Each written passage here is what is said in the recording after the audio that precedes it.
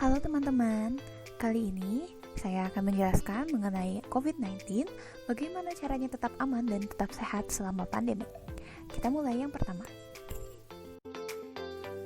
Apa itu COVID-19?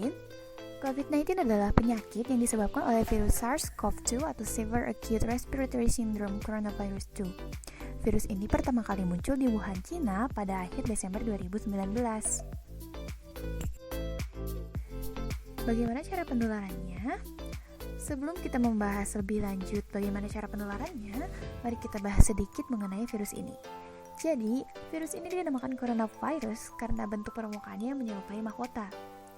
Virus itu bukan merupakan benda hidup, namun jika masuk ke dalam sel hidup, maka virus dapat berkembang biak.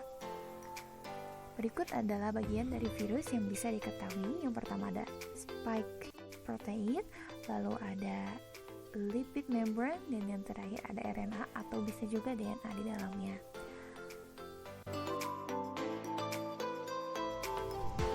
Ketika virus ini masuk ke dalam tubuh kita, virus ini akan bergerak langsung ke dalam paru-paru, lalu hidup di dalam sel hidup yang ada di paru-paru, berkembang biak hingga jumlah mereka menjadi sangat banyak.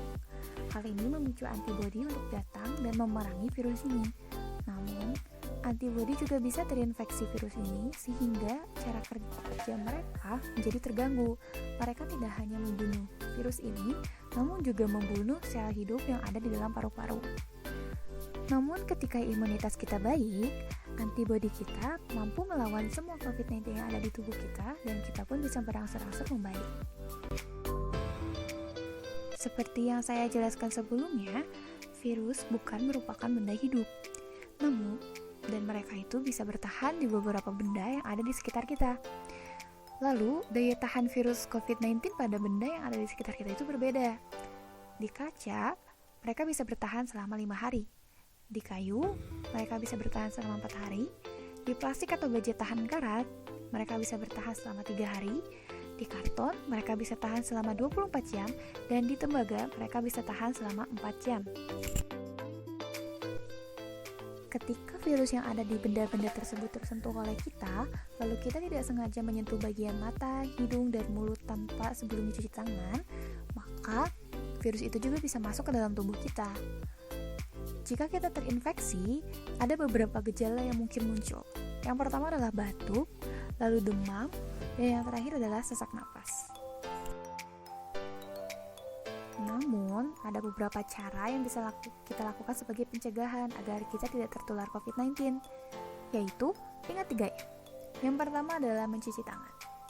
Tapi, mencuci tangan di sini tidak asal basah saja.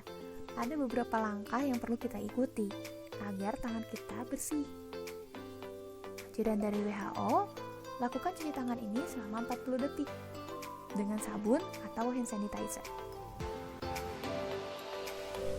Yang kedua adalah memakai masker.